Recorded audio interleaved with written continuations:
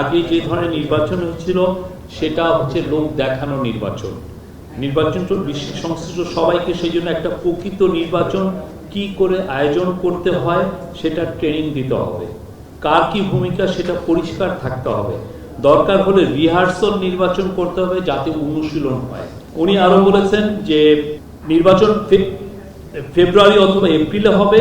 এর অর্থ হলো নির্বাচনের জন্য যে প্রাতিষ্ঠানিক কাঠামো দরকার সেটা প্রস্তুত করতে যা কিছু প্রয়োজন তা এখন থেকেই শুরু করতে হবে।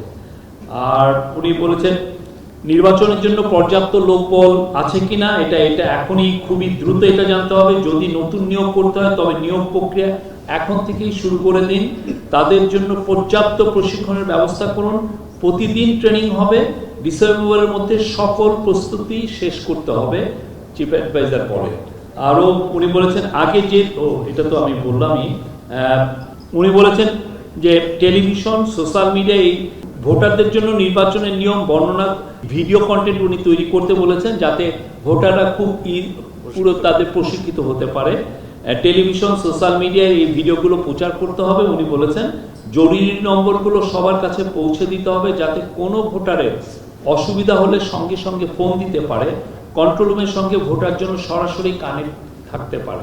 নারীদের ভোটাধিকার নিশ্চিতে বিশেষভাবে জোর দিয়েছেন প্রধান উপদেষ্টা। তিনি বলেন কোট অর্ধেক ভোটার নারী, কেউ যেন ভোটের অধিকার থেকে তাদেরকে বঞ্চিত করতে না পারে, এজন্য পর্যাপ্ত নারী সদস্য কর্মকর্তা মোতায়েন থাকতে হবে। আর যারা প্রথমবারের মতো ভোট দিবে তাদের জন্য বিশেষ ব্যবস্থা রাখার নির্দেশ আমরা অলরেডি বলেছি। তো তিনি বলেন 16 বছর মানুষ কোনো ভোট দেখেনি। ভোটারদের স্মৃতিতে আছে ভোট কেন্দ্রে মারামারি, ভোট চুরি। আগামী নির্বাচনে ভোটারদের জন্য একটা ভালো অভিজ্ঞতা হয়, একটা সুন্দর স্মৃতি থাকে। প্রথম ভোট যারা দিবে এটা তাদের জন্য গৌরবের, সেজন্য ভালো অনুভব করে। না এটা ইলেকশন কমিশন এই বিষয়ে কাজ করবে। তারা আপনাদের যথাসময় এটা জানাবে, তারা এটার বিষয়ে গাইডলাইন দিবে। আমরা সেই জন্যই তো উনি বলছেন প্রশিক্ষণের কথায় জোর দিয়েছেন। তাদেরকে ইন্টেন্সিভ প্রশিক্ষণ, এই শব্দটা যেটা বলেছেন নিবিড় ইন্টেন্সিভ প্রশিক্ষণের কথা বলেছেন, যে তার জন্য সে ভোটের জন্য প্রিপেয়ার থাকে। আর আপনি যেটা বললেন যে আইন শৃঙ্খলা, আমরা তো দেখছি যে আইন শৃঙ্খলা পরিস্থিতি আগের চেয়ে অনেক বেটার। আর যেগুলো মবের আপনার যেগুলো মানে বিশৃঙ্খল জনতা যে সমস্ত ঘটনা ঘটিয়েছে তাদের বেশিরভাগ ক্ষেত্রে কিন্তু অ্যারেস্ট আছে। ফরমার সিইসি নুরুল হুদার ক্ষেত্রে দেখেন বা মুরাদনগরের ইয়েতে দেখেন, প্রত্যেকটা ক্ষেত্রে কিন্তু পুলিশ খুব কুইকলি স্টেপ নিয়েছে।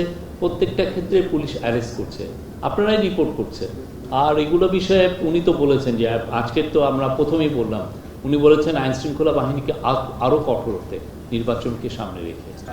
এই বিষয়টা ইলেকশন কমিশন আপনাদেরকে জানাবেন। এই বিষয়টা নিয়ে এখন আলোচনা হচ্ছে। আমরা বলবো যে এই বিষয়টা ইলেকশন কমিশন আপনাদেরকে পুরোপুরি ভালোভাবে জানাবেন।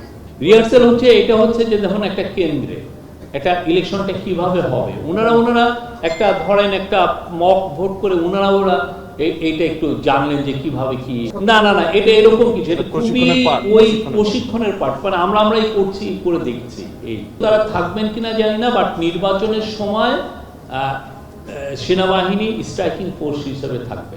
আমরা এই বিষয়ে ইলেকশন কমিশন, আপনি জানেন একটা কনস্টিটিউশনাল বডি, তারা এটা ডিসিশন নেবে, তারাই বলবে। এই বিষয়টাও এই ওনার নজরে এসছে। এই বিষয়ে উনি বলেছেন নিবিড় প্রশিক্ষণের বিষয়, যাতে যে কোনো অফিসিয়াল যারা প্রিজাইডিং বা পোলিং অফিসার হচ্ছেন তারা যাতে প্রশিক্ষিত থাকেন। ইভেন টেকের ব্যাপারে যে সমস্ত টেক ইউজ করছে, সিসিটিভি বা বডি ক্যাম, সেগুলোর ব্যাপারে যাতে সবাই প্রশিক্ষিত থাকে এবং যাতে কন্ট্রোল রুমগুলো, আমরা তো বলছি যে আজকের মিটিংয়ে বলা হয়েছে যে কন্ট্রোল রুম উপজেলা, জেলা এবং বিভাগওয়ারি প্রত্যেকটা জায়গায় করা হবে। তো সেক্ষেত্রে যাতে কন্ট্রোল রুম থেকেও যারা এটা মনিটর করবেন তারাও যেন প্রশিক্ষণ নেন, সেই বিষয়ে বলা হয়েছে।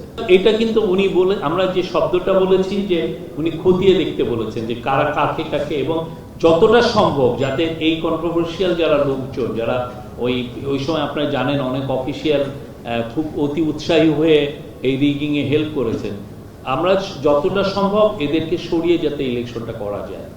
ঐক্যমত্য কমিশনের সাথে এই আলাপগুলো তো হচ্ছে পলিটিক্যাল পার্টিগুলো। আর আমি বলবো যে অধৈর্য হবেন না, এটা নিয়ে ঐক্যমত্য কমিশনে আমরা আশাবাদী। এগুলো প্রত্যেকটা বিষয়ে আলোচনা হবে এবং একটা খুবই আমরা বলবো যে একটা ভালো কনক্লুশন হবে, খুব সবাই একসেপ্টেবল একটা রেজাল্ট আসবে। এটাই তো উনি তো জাতির উদ্দেশ্যে ভাষণে বলেছেন যে এপ্রিলের প্রথমার্ধে হবে। পরবর্তীতে আমরা বলেছি যে যদি সংস্কারগুলো হয়, সেরকম যদি প্রস্তুতি নেওয়া যায়, তাহলে ফেব্রুয়ারি মানে রোজার আগেও হতে পারে, এটা বলা হয়েছে।